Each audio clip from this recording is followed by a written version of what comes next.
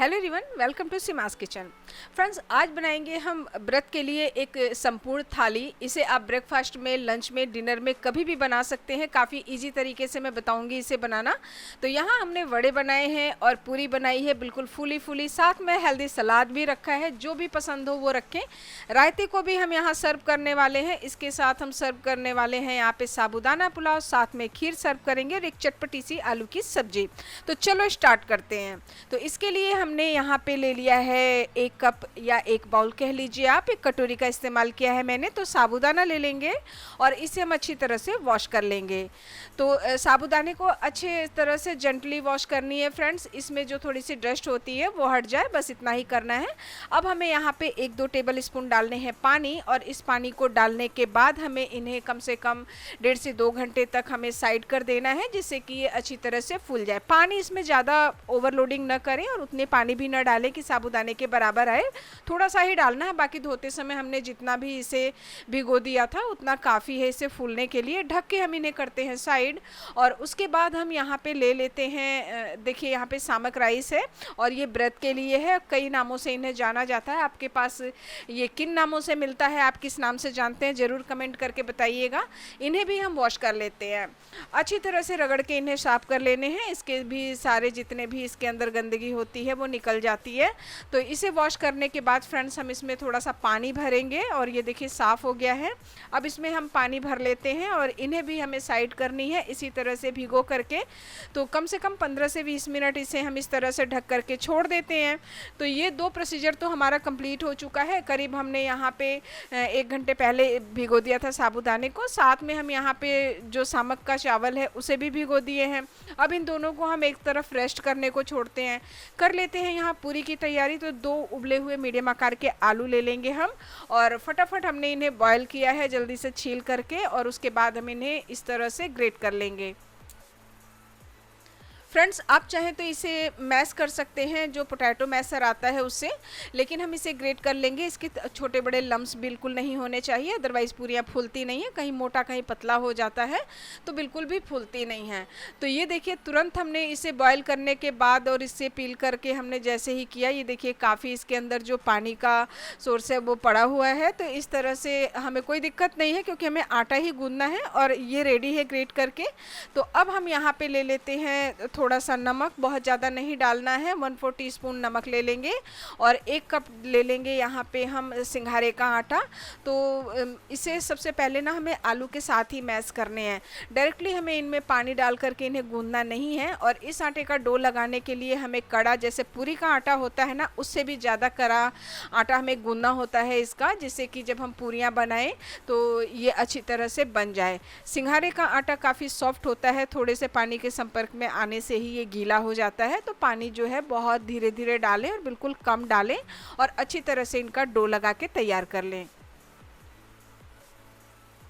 तो ये देखिए हमने अच्छी तरह से इसका डो लगा लिया है, काफ़ी बढ़िया से गूंदा है। थोड़ा सा इसे गूंदने से जो इसके अंदर का मिश्रण होता है काफ़ी अच्छी तरह से बाइंडिंग करता है। और आप इसमें अरवी भी डाल सकते हैं। अगर व्रत में आप अरवी खाते हैं तो आलू के स्थान पे अरवी डाल सकते हैं। आलू के स्थान पे आप केला भी डाल सकते हैं। केले को बॉईल करें, ग्रेट करें और इसमें डाल दें, उससे भी बाइंडिंग अच्छी आती है। तो ये आटा गूंद करके हमारा रेडी हो चुका है फ्रेंड्स। और अब इन्हें भी हम करते हैं ढक करके साइड। कम से कम 5 मिनट या 10 मिनट हम इन्हें साइड कर देते हैं।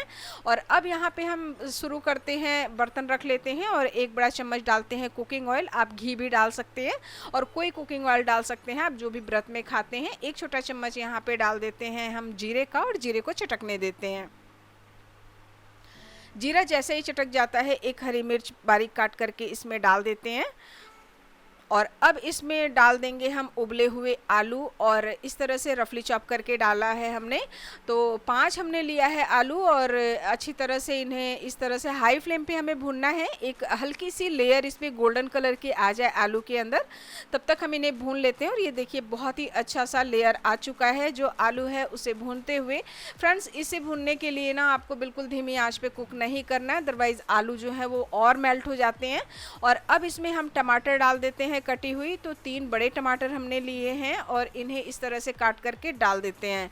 अगर आप टमाटर खाते हैं फ्रेंड्स तो ये चटपटी सी सब्जी आप ज़रूर बनाइएगा, व्रत में बहुत मज़ा आ जाता है, काफ़ी स्वादिष्ट है। स्वाद के अनुसार नमक डाल देते हैं इसमें और इन्हें भी मिक्स कर देते हैं।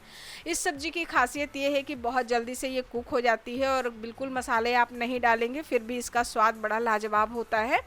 और अब इसे हमें बिल्कुल धीमी आंच पे अच्छी तरह से ढक करके कुक करना है। धीमी आंच पे कुक करने से जो टमाटर होते हैं वो मेल्ट होते हैं और उसके बाद वो आलू को भी अच्छी तरह से कुक कर लेते हैं। और इस यहाँ पे देखिए टमाटर जो मेल्ट हुआ है, कितनी लाजवाब और चटपटी सी ये सब्जी तैयार है। अब यहाँ पे इस सब्जी को बनाने के लिए फ्रेंड्स बिल्कुल मेहनत नहीं करनी पड़ी है। थोड़ी सी हरी धनिया की पत्ती डाल लेते हैं इसमें और इस तरह से इस सब्जी को हम तैयार कर लेते हैं और ये सब्जी जो है वो झटपट से रेडी हो चुकी है। तो फ्रेंड्स इसे करते हैं हम साइड, क्योंकि ये सब्जी तैयार है हमारी। और चलिए अब अगले प्रोसीजर पे चलते हैं। तो यहाँ पे जो चावल था वो भी अच्छी तरह से फूल गया है और इस चावल को पकने में बिल्कुल भी टाइम नहीं लगने वाला है, बहुत ही बढ़िया तरीके से ये हो चुकी है। यहाँ 1 लीटर हमने रखा है दूध गर्म होने के लिए और इससे जैसे ही उबाल आ जाता है इसमें, उसके बाद हम चला करके इसे फ्लेम को हल्का सा कम कर देते हैं। और बहुत इसमें भी हमें तामझाम नहीं करना होता है फ्रेंड्स, चावल को हमने पहले ही भिगो दिया था तो बहुत जल्दी से ये कुक हो जाएगी। अब इसमें जो सामक चावल है इसे डाल देते हैं हम और डाल करके इन्हें कुक करेंगे। तो दोनों को ही हम अच्छी तरह से कुक कर लेंगे। आप चाहे तो इस राइस को अच्छी तरह से घी में भून करके भी दूध में ट्रांसफ़र कर सकते हैं, लेकिन मैं इस तरह से बनाऊंगी क्योंकि मैंने इसमें घी का प्रयोग नहीं किया हुआ है, बिल्कुल सिंपल तरीके से बनाऊंगी। और व्रत में आमतौर पे हम बहुत साधारण सा खाना खाएं तो काफ़ी अच्छा स्वास्थ्य भी रहता है। और अगर आपको चटपटा पसंद है तो आप इसे थोड़ी सी घी डालें और उसके बाद राइस को अच्छी तरह से भून लें, कुछ ड्राई फ्रूट भून लें, उसके बाद बनाएं। अब यहाँ पर चावल देखिए हमारा अच्छी तरह से तैयार हो चुका है। और अब इसमें 5 बड़े चम्मच हम डाल देते हैं शुगर का, और मिठास अपने टेस्ट के अनुसार आप डालें जितना आपको पसंद हो। और ड्राई फ्रूट जो हम डाल रहे हैं, यहाँ पे काजू डाल रहे हैं तो 1/4 कप हमने डाला है, इसकी कटिंग नहीं की है, इसे साबुत ही डालेंगे। और सारी चीज़ों को हमने लास्ट में डाला है जब चावल कुक हो चुका है, क्योंकि चीनी को भी बहुत हमें कुक नहीं करना था, चीनी सिर्फ मेल्ट हो जाए और साथ में जो काजू है उसका क्रंच मिले, इसलिए हमने इसे लास्ट में डाला। थोड़ी सी अच्छी खुशबू और अच्छे टेस्ट के लिए हम इसमें डाल देते हैं पिसी हुई हरी इलायची, और काफ़ी बढ़िया इससे टेस्ट रहता है। बस हमने यहाँ पे गैस को कर देना है बंद और इस खीर को हमने अच्छे तरह से चला करके और ढक करके छोड़ देनी है, क्योंकि इलायची डालने के बाद हम खीर को कुक नहीं करेंगे और इलायची डाल करके हम इसे ढक के छोड़ देते हैं तो इसकी खुशबू बहुत ही बढ़िया बनी रहती है इसके अंदर। तो इसे करते हैं, अब साइड चलते हैं हम अगले स्टेप पे। अब देखिए करीब 1.5 घंटे हो चुके हैं फ्रेंड्स इसे, और 1.5 घंटे में काफ़ी अच्छी तरह से ये फूल गई है। हमने थोड़ा सा ही पानी डाला था और आप देख सकते हैं कि इसकी क्वांटिटी भी डबल हो चुकी है और उसके साथ काफ़ी अच्छी तरह से ये फूल भी गई है। और अब हम इसे थोड़ा सा डिवाइड कर लेते हैं, क्योंकि हम इसके साथ जो है 2 रेसिपीज़ बनाने वाले हैं। ये देखिए यहाँ पे हमने जो इसे मैश करके आपको दिखाया है कि कितनी अच्छी तरह से ये मैश हो चुकी है। सो फ्रेंड्स, वीडियो को स्किप करके मत देखिएगा, आप इस रेसिपी को ज़रूर देखिएगा पूरी मील कंप्लीट करने के लिए। तो हम एक छोटी कटोरी या कोई बाउल ले लेते हैं और उसमें इसे ट्रांसफ़र कर लेते हैं। तो जो बाकी साबूदाना हमारा बच रहा है ना, इससे बनाएंगे हम साबूदाने का पुलाव। और कढ़ाई रखी हमने, 1 बड़ा चम्मच डालते हैं इसमें कुकिंग ऑयल, और घी भी डाल सकते हैं आप, अगर व्रत में घी खाते हैं तो ज़रूर डालिएगा आप उसे, काफ़ी अच्छी खुशबू के साथ ये जो रेसिपीज़ है तैयार होती है। लेकिन तेल मुझे काफ़ी हल्का लगता है, इसलिए मैं यहाँ पर कुकिंग ऑयल का प्रयोग करती हूँ। और अब इसमें हमने 1/4 कप डाल दिया है मूंगफली, से क्रैकल होने देंगे, अच्छी तरह से रोस्ट कर लेंगे इसे, मतलब इसे फ्राई कर लेंगे। और देखिए अब यहाँ पे हो चुका है, इसका कलर भी थोड़ा सा डार्क हो गया है और ये काफ़ी चटकने लगी है बढ़िया से। तो निकाल के हम प्लेट में रख लेते हैं और जो थोड़ा सा तेल बचता है फ्रेंड्स, इसी को हम आगे बढ़ाने वाले हैं। तो आधा छोटा चम्मच इसमें हम जीरा डाल देते हैं और जीरा चटकने देते हैं। और जैसे ही जीरा चटक जाए इसमें हम डाल देते हैं आलू, और आलू को छोटे स्लाइसेस में हम काट लेंगे। तो एक मीडियम आकार का हमने आलू लिया हुआ है। और यहाँ पे इस पुलाव को बनाने के लिए आप जो भी सब्जी खाते हो व्रत में वो डाल सकते हैं, जैसे आप गाजर खाते हो तो उसे भी डाल सकते हैं यहाँ पे। और मैं यहाँ सिर्फ आलू और मूंगफली का प्रयोग कर रही हूँ फ्रेंड्स, और इससे थोड़ा सा सुनहरा कलर होने तक हमें भून लेना है। 1 हरी मिर्च डाल देते हैं थोड़ा सा हल्का सा टेस्ट के लिए। और मैं इस सब्जी में जो है, या इस पूरी मील में मैं हरी मिर्च का प्रयोग कर रही हूँ। तो आप अगर लाल मिर्च मिर्च का प्रयोग करते हैं व्रत में तो ज़रूर डालिएगा इसे। और इसे हम थोड़ा सा ढक के कुक करेंगे जिससे कि जल्दी से ये कुक भी हो जाए और सॉफ्ट भी हो जाए। तो ढक के कुक करने से जल्दी से हो गई फ्रेंड्स। और देखिए एक अच्छी सी लेयर इसके ऊपर बन गई है और हल्का सा ऑयल भी इसमें से अलग हो चुका है। कट करके चेक कर लेते हैं तो काफ़ी अच्छी तरह से कुक हो गई है, कम से कम 80% ये आलू कुक हो चुकी है। अब इसमें हम डाल देते हैं साबूदाने को। साबूदाने को डालने के बाद फ्रेंड्स हमें बहुत ज़्यादा इन्हें चलाने की ज़रूरत नहीं होती है। साबूदाना जो है बहुत जल्दी से स्टिकी हो जाता है। जैसे जैसे ये सॉफ्ट होता जाएगा, कुक होता जाएगा तो ये काफ़ी स्टिकी हो जाएगा। तो इसे चलाने की बिल्कुल भी ज़रूरत नहीं है बहुत ज़्यादा। तो अब इसमें स्वाद के अनुसार नमक डाल देते हैं हम और इसे थोड़ा सा हल्का सा चला लेते हैं। तो इन्हें हमने थोड़ा बहुत चला दिया है और अब इसे ढक करके हम धीमी आंच पे कुक करेंगे, बहुत इन्हें छेड़छाड़ नहीं करेंगे। तो ये हमारी जो साबूदाने का पुलाव है ये बहुत ही बढ़िया तरीके से हो चुका है फ्रेंड्स। अब जो हमने मूंगफली को फ्राई किया था इन्हें हम डाल देते हैं इसके अंदर और इसके साथ हम डाल देते हैं थोड़ी सी कटी हुई हरी धनिया की पत्ती, काफ़ी अच्छा टेस्ट होता है इससे। तो इन्हें डाल करके बस हमें हल्का सा मिक्स ही करना है, बहुत चलाना नहीं है इन्हें, इस बात का ध्यान रखें। अगर आप नॉन स्टिक का बर्तन इस्तेमाल करते हैं फ्रेंड्स तो इस तरह से नहीं बनेगी। तो उसके बाद हम यहाँ पे जो हमने साइड से साबूदाना निकाल के कटोरी में रखा था उसे ले लेते हैं और 2 उबले हुए आलू ले लेते हैं जिसे हमने मैश कर लिया है। और इसके साथ में हम यहाँ पे थोड़ी सी मूंगफली के जो बुरादे होते हैं या क्रश करके डालें या कूट करके डालें वो हमने ले लिया है। साथ में यहाँ पे काली मिर्च डाल देते हैं, स्वाद के अनुसार नमक और हरी धनिया की पत्ती डाल देते हैं। तो इन सारी चीज़ों को हम यहाँ पे मैश कर लेते हैं अच्छी तरह से। तो इन्हें हमें अच्छी तरह से मैश करना है, जेंटली मैश नहीं करना है।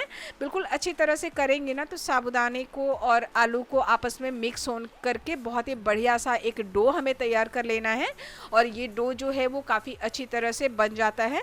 फ्रेंड्स यहाँ पे मैं थोड़ा सा जो है सामक चावल का जो आटा होता है उसका प्रयोग करूँगी, अच्छी सी बाइंडिंग आती है, साथ में ये काफ़ी क्रंच भी देता है।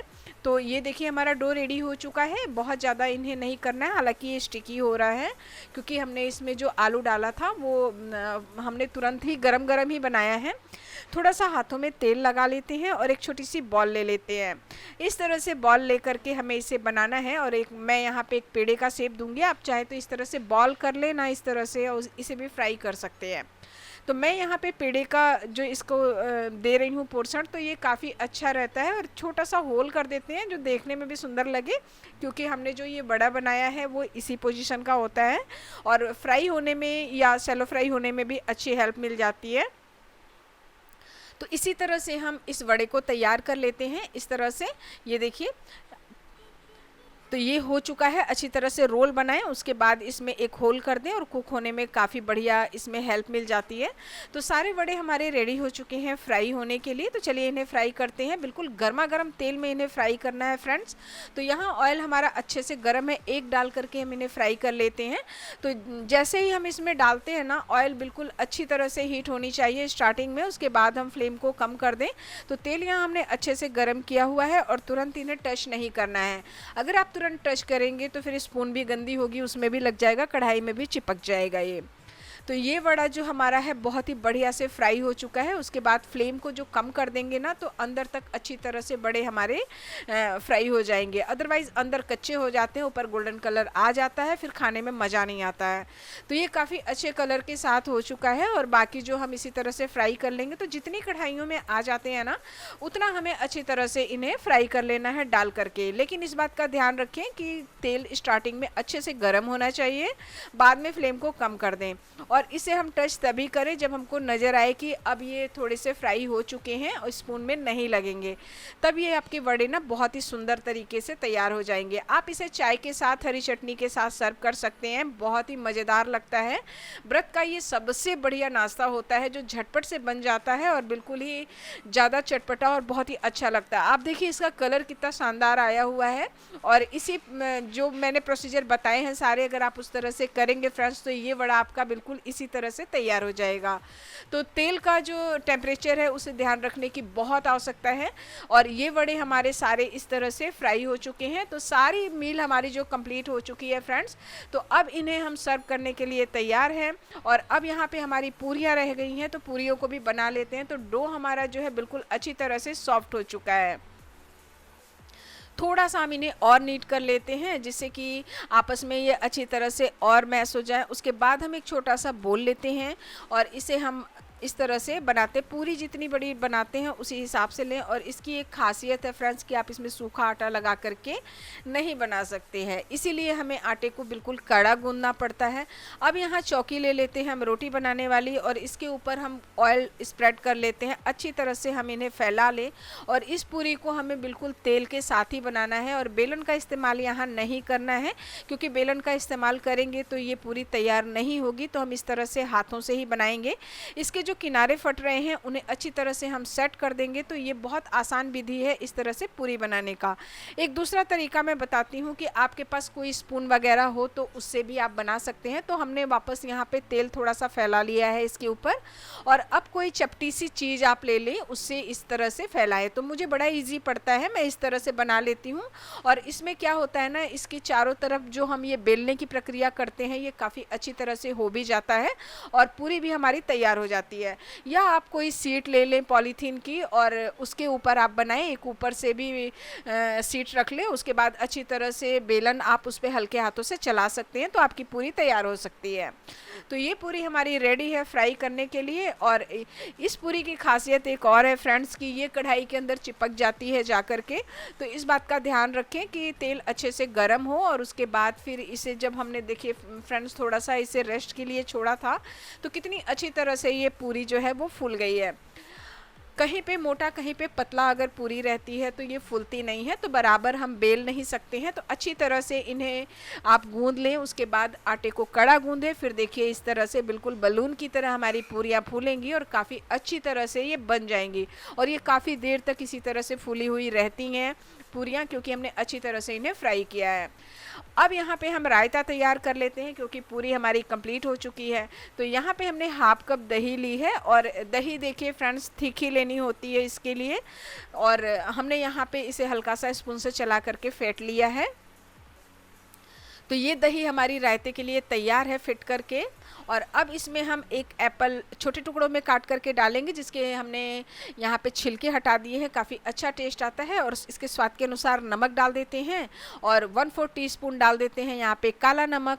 साथ में हम यहाँ पे जीरा डाल देते हैं, तो जीरा भी 1/4 टीस्पून डालते हैं। एक हरी मिर्च डालूंगी मैं, तो हरी मिर्च की इस्तेमाल मैंने इस रेसिपीज़ में की है और बहुत तीखा नहीं बनाया है, इसलिए मैं यहाँ पे इस तरह से काट करके डाल रही हूँ फ्रेंड्स। आप चाहें तो लाल मिर्च अगर खाते हैं ना तो यहाँ पे पिसी हुई या कुटी हुई लाल मिर्च भी डाल सकते हैं। तो ये मिर्च आप साइड भी कर सकते हैं अगर तीखा है तो। साथ में एक छोटा चम्मच हम यहाँ पे चीनी का डाल देते हैं और पिसी हुई चीनी मैं नहीं डाल रही हूँ, आप चाहे तो डाल सकते हैं, बट ये बहुत जल्दी से मेल्ट हो जाती है, इसमें दिक्कत नहीं है। तो फटाफट हम इसे डाल करके और ये यहाँ पे आप उबले हुए आलू का रायता बना सकते हैं, खीरे का रायता बना सकते हैं, टमाटर के रायते बना सकते हैं, कोई भी फ्रूट का रायता बना सकते हैं। तो थाली लगा लेते हैं हमारी इस मील की। तो यहाँ चटपटी आलू की सब्जी, साथ में हमारी जो खीर है वो रेडी है। पुलाव भी बहुत ही झटपट से बन के रेडी हो चुका है और रायता तो इतना स्वादिष्ट है कि आप ज़रूर ट्राई कीजिएगा, इसे बहुत ही बढ़िया बनता है। थोड़ा सा हम यहाँ पे सलाद रख लेते हैं खीरे का। और पूरियाँ तो हमारी लाजवाब फूली फूली सी बनी हैं और इसे बनाने की सारी विधियां मैंने बता दी है कि किस तरह से आपको बनानी है, तभी ये बहुत देर तक फूली हुई इसी तरह से बिल्कुल क्रिस्प रहेंगी।